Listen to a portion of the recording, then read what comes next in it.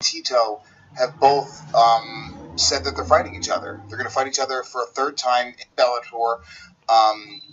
Chuck Liddell coming out of retirement after I don't even know how many years, at least 5 or 6 years, right? Maybe even more. 7, 8. How the fuck long has Chuck Liddell been retired?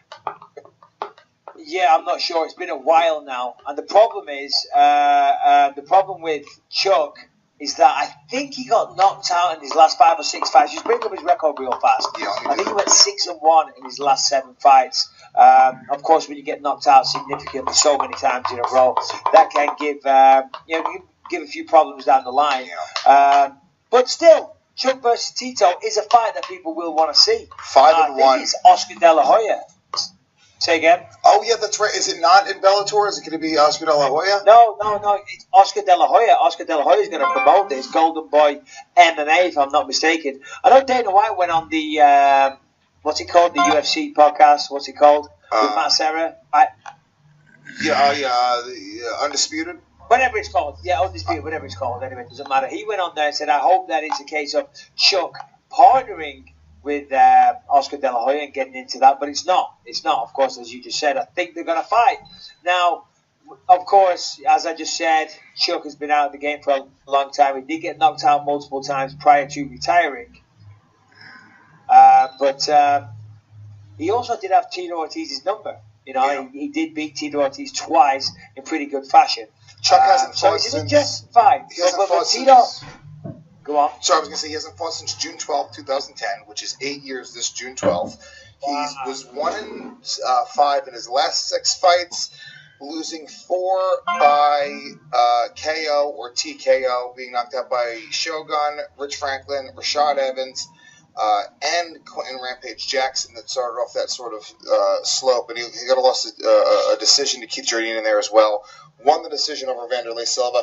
So Chuck Liddell went from being the most dominant light heavyweight of all time to really falling off hard. However, even today, even if Chuck's chin is completely gone, you know, Tito Ortiz doesn't really knock people out.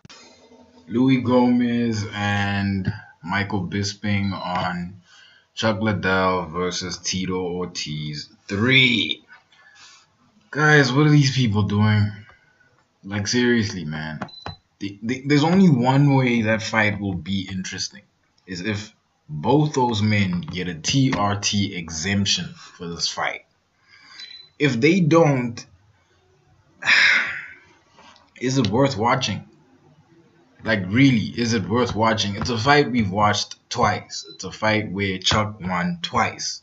I'm assuming this was in his prime or just past his prime, because he has lost 6 fights. He only won 1 out of those 6, and the rest he got knocked out or TKO'd. So clearly Chuck is a ways down the road from MMA, man. He's been retired for a few years now. It's probably like 8, you know. But I don't understand why these people want to fight. I would, if I was them. Or maybe this is some sort of one fight deal, partial stock deal. Like, whoever wins the fight will have 10% extra stock in Golden Boy MMA than the loser of the fight. They both get a 15% cut of the ownership of Golden Boy MMA, and in turn, they start off the promotion with a bang. Chuck versus Tito Ortiz 3. That is a hell of a strategy, right? TRT exemption and all, pay-per-view and all, right? Here's the problem. Bellator doesn't have a pay-per-view. They simply don't have a pay-per-view. I think you watch them on Skype TV. So this might create complications, man. I still don't see this happening, man. In fact, I see Mayweather-McGregor happening in MMA more than I see this fight happening. I don't think they should do this. I really don't.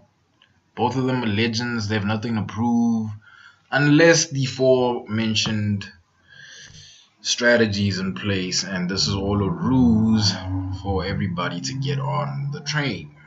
Let me know what you guys think. Like, comment, subscribe, and I am out.